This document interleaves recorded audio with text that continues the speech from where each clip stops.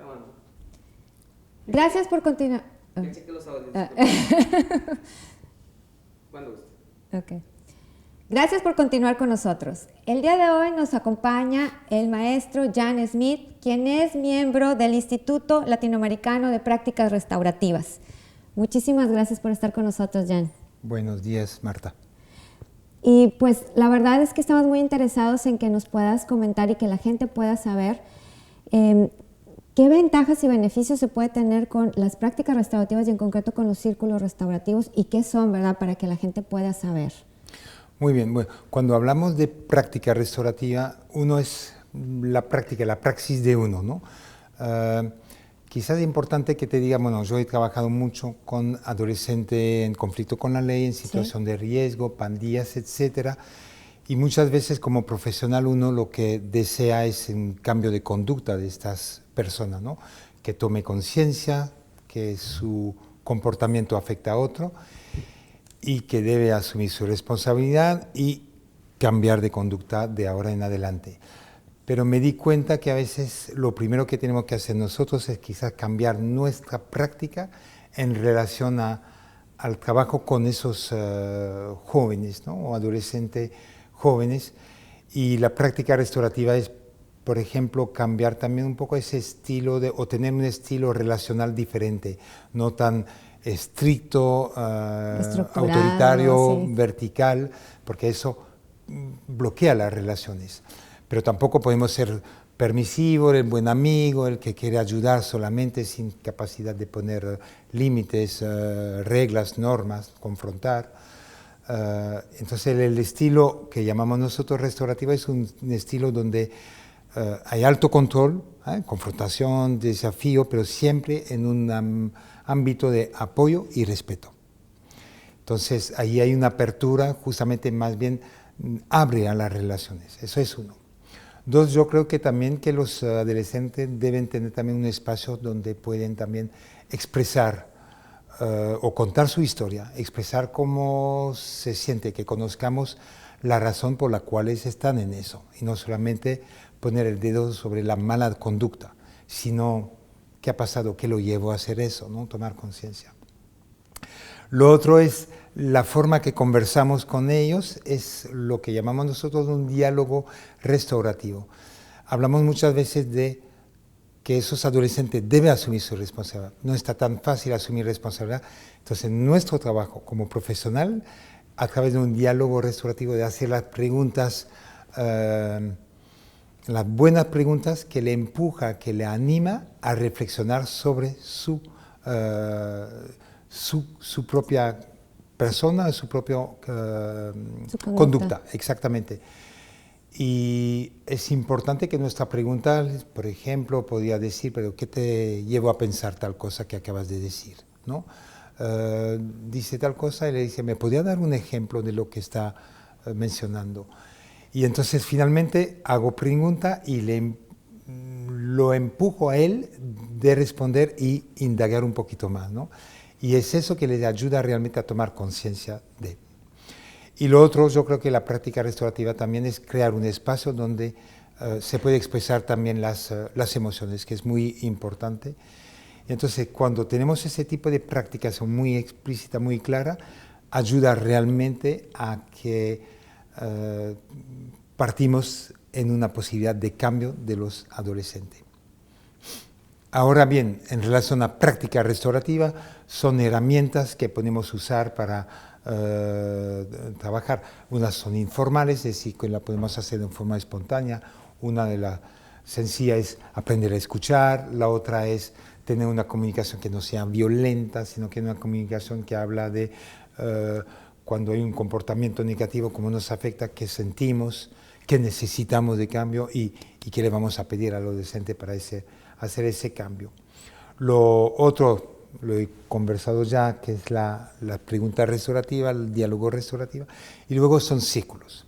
Círculos y reunión restaurativa. ¿Qué es un círculo?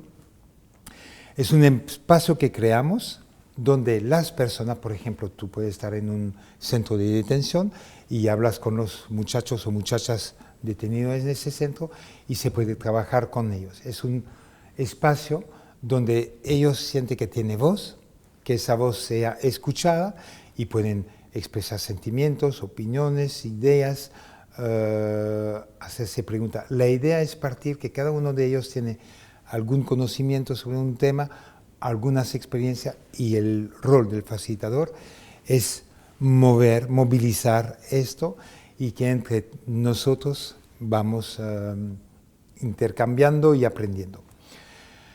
Muchas personas piensan que eso es perder quizás la autoridad. No es perder la autoridad, porque si un momento es importante para mí de poner la cosa clara, tengo que tomar una decisión, y lo que nos hace falta a veces o que no hacemos bien como profesionales cuando tomamos una decisión, siempre es importante de decir por qué tomamos tal o tal decisión. Y puedo tomar una decisión después de escuchar a ellos, pero la decisión final la tomo yo, porque la autoridad la tengo dentro del centro. Pero quizás lo más importante es, antes de tomar una decisión, conversar con ellos, porque la decisión que voy a tomar les afecta, y ver qué siente, qué les parece, etc. Y cuando tomo la decisión, quizás lo que han dicho me influye en mi decisión, pero digo porque tomo tal o tal decisión, o porque no tomo tal o tal decisión. Entonces, a pesar que no es la decisión que ellos hubieran querido tener, pero se siente bien tratado, porque hablamos con respeto, y explico exactamente la razón por qué se toma una cosa. Y luego tengo que ser muy claro también en la claridad de las expectativas, que espero de ellos de ahora en adelante. Círculos, ¿por qué los círculos? Círculos, mejor conexión. Círculos porque igualdad, no hay uno más importante que el otro. Círculos porque hacer círculos de forma regular crea comunidad, crea un sentido de pertenencia, de seguridad, de confianza, y en un círculo en un círculo no hay una esquina para esconderse. Entonces, todo el mundo tiene un papel por jugar ahí, no se puede esconder y decir no participo, es decir, a un grado de responsabilidad. Lo interesante de los círculos es que nosotros hacemos todo no es un lugar donde vamos a juzgar, criticar, y entonces la persona se siente bien y empieza realmente a decir, me tratan bien aquí. Y podemos abordar muchísimos temas de consumo, temas de falta de gestión de los afectos, ¿no? Podemos hablar de un proyecto de vida a la salida de este centro. Es decir, hay espacio para todo, pero también abordar conflicto cuando hay conflicto dentro del centro. Y finalmente es trabajar con ellos. Porque si somos profesionales y solamente no lo consideramos y que damos las órdenes, siempre vamos a entrar en conflicto con ellos. Vamos a bloquear las relaciones y no habrá cambio. Quizás habrá cambio mientras tengo el control sobre ellos y que los observo y que los obligo, pero una vez distanciado, volverán a repetir su conducta. Hablaste de varias cosas muy importantes. El no poner una barrera y ser muy rígidos para poder acercarse a las personas, y hablaste directamente de adolescentes, ¿verdad? Que es muy importante el fomentar esta forma de diálogo y también de poder platicar cómo se siente cada uno, ¿verdad? Para que se pueda dar una apertura de qué están sintiendo y qué están viviendo cada uno de los adolescentes. ¿Qué cambios se tiene al implementar estos círculos? Porque también lo comentabas, puede haber situaciones que no hay conflicto, que es para prevenir, pero también cuando hay situaciones de conflicto pueden ser cuando es un hecho que no llega a configurar un delito, pero también puede configurarse dentro y puede realizarse cuando hay delitos ya configurados, ¿verdad? Entonces, ¿qué ventajas o qué cambios se tienen en los adolescentes cuando se implementan estos círculos? Muy bien. Finalmente en el círculo podemos decir que es más importante el proceso o los resultados que queremos. Uno podría pensar, no, los resultados, los cambios, pero los resultados no se obtienen si hay un buen proceso. Entonces, el proceso es más importante que el resultado. Y en general, llevando ese tipo de proceso, los resultados vienen automáticamente. Los cambios que podemos tener es que ellos, el hecho que se siente bien tratado, pero en un ámbito, como tú lo dijiste, de reglas, de límite, de confrontación, etcétera, pero se siente bien tratado, siente que tiene voz y que son parte del cambio, ¿no? Y entonces, finalmente, hay una mejora de la conciencia, que finalmente mis comportamientos han afectado a otros de tal o tal manera. Doy un ejemplo. He tenido experiencia en un centro de detención donde he traído, de forma totalmente voluntaria, a personas que fueron víctimas de delito. Y he juntado unos jóvenes que era delito de robos, todos habían robado. Esas personas que vinieron habían sido víctimas de robo. No eran sus víctimas, no lo conocían, etc. Entonces son víctimas que habían pasado anteriormente por un proceso restaurativo de un encuentro víctima-victimario-comunidad y muy satisfecho con el resultado, con la reunión que había participado. Entonces los he propuesto si estarían dispuestos a venir conmigo en el centro y hablar de su propia experiencia. ¿No te imaginas, Marta, Laura, cómo cuando ellos, esas personas que habían sido afectadas, cuentan su historia de cómo, qué ha sentido, pero aparte de ellas no fueron las únicas afectadas, sino que también familiares, amigos, para decirle, no es solamente a mí que me has afectado, sino a muchísimas otras personas a nuestro alrededor, ¿no? Y explicando de qué forma, porque muchas veces no son conscientes que te robó un celular, es solamente el celular y estás afectado porque no tiene más celular. El celular, honestamente, es secundario. Lo otro es tu inseguridad cuando andas en la calle, que no duermes bien, que tiene 2 hijos, que también andaba en ese barrio, cada vez que sale le puede pasar lo mismo y tú no eres lo mismo, ¿no? Y entonces al escuchar eso, empiezan a darse cuenta y hacen preguntas o les hacemos preguntas y eso es ayudarles realmente a tomar conciencia de la verdadera dimensión del daño. Y hay cosas muy bonitas que pasa que, por ejemplo, recuerdo que uno se disculpó a esas personas por lo que le ha pasado. Cuando no es su víctima, pero como si se conecta, es la empatía. Crea muchísimas posibilidades de empatía y conexión y que se disculpa y que la persona dice, no, agradezco que reconozcas, etc. Y ese tipo de trabajo hace realmente la diferencia entre los hechos y la persona. Es decir, los hechos los rechazamos porque no podemos admitir de robar es fuera de las reglas, de la norma, pero no rechazamos a la persona. Vemos que hay posibilidad de cambio. Entonces, ese tipo de situación hace realmente una toma de conciencia. Si hay conciencia, de más facilidad de asumir la responsabilidad y ver de qué manera podría reparar los daños que he ocasionado. ¿Tú crees que en un sistema de justicia tradicional eso pueda ocurrir? No. No creo, ¿eh? No, por eso es muy importante implementar estos círculos y más con los adolescentes que están en un periodo de, exactamente, de crecimiento. De crecimiento y de aprendizaje. Y de aprendizaje, constante, ¿no? ¿verdad? Y de ahí la palabra de adolescentes, porque Exacto. adolecen, ¿verdad? Y pues es Total. nuestra tarea el ayudarles a adquirir pues, las habilidades para que el día de mañana sean hombres o mujeres de bien, ¿verdad? Exactamente. Y lo que tú dijiste de hacerlo consciente a través de, no directamente la víctima que yo dañé, sino otra persona que haya sufrido lo mismo, pero generar esa empatía hace que la persona que cometió el delito también empiece un proceso de cambio para que no lo vuelva a cometer. Por supuesto, es también una de las cosas que buscamos. Cuando hablamos de los daños, primero el daño a él mismo, porque finalmente claro, está en una situación ahí muy complicada, etcétera, ¿no? El segundo daño es que también afectó a sus propios seres queridos de una forma u otra, o amigos, o su entorno, principalmente quebrantamiento de relaciones, que lo ven mal, y luego a la víctima, a la comunidad.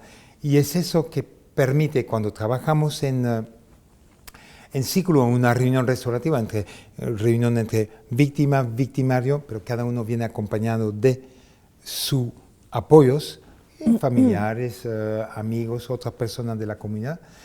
La ventaja de eso, y hice reunión con 10, 12, 15, hasta 25 personas alrededor, ¿vale? Es mucho, pero lo interesante es que eso permite realmente de tomar conciencia de la dimensión verdadera del daño que ha ocasionado. Es decir, no es solamente tú como víctima, sino hay muchas otras más. Muchas veces tomo el ejemplo, si a mi hijo menor, el menor, que tiene 14 años, en el colegio le hace bullying constantemente. Y a la casa, cuando él viene, ya no le gusta comer, come poco, entra, se va directamente en su cuarto, yo me doy cuenta que sus notas empiezan a bajar, ya no es el mismo de antes, no hay sonrisa, hay irritación, etc. ¿No crees que me va a afectar a mí? ¿No cree que va a afectar a su mamá? ¿No cree que va a afectar a sus hermanos? Quizás, amigo, ¿qué le pasa? Y que nos preguntamos. A mí me gustaría en un círculo, una reunión restaurativa, poder decir esto también a las personas que lo acosan constantemente, diciendo no, todo lo que pasa, y es la única forma para que tome conciencia de la dimensión del daño. Claro. Y mencionaste algo muy importante también, o sea, parte de la base de es importante hacer conciencia de los daños y a quién dañaste, que no nada más es directamente una persona, pero también es importante saber cuál fue el contexto en el que tú estás viviendo para entender el por qué realizaste esto, no como una justificación, sino para entender qué es lo que estás viviendo. Muy bien, gracias por recordar ese momento. Es eso que va también de el apoyo, es decir, necesitamos de ver cuál fue el detonante que actuó de tal forma, en qué contexto vive, es decir, es importante de saber también qué lo llevó a, ¿no? Y qué podemos hacer para, ¿no? Es eso, el trato en respeto, pero también de apoyo. No es que es para dar excusa que, bueno, ahora entiendo que ha robado. No, robar es malo y no lo podemos aceptar, pero hay condiciones que lo llevan, entonces tenemos que trabajar eso. Pero no tenemos que fijarnos solamente en lo negativo. Lo importante también en todos los equipos interdisciplinarios que apoyan psicólogos, trabajadores sociales, educadores, es buscar también en el joven o la joven potenciar los recursos que pueden tener él mismo. Quizás le gusta la música, quizás le gusta el fútbol, quizás algo y que nunca ha tenido oportunidad quizás de acceder, que le gustaría volver a la escuela, pero que no sabe cómo. Busca a él o su entorno.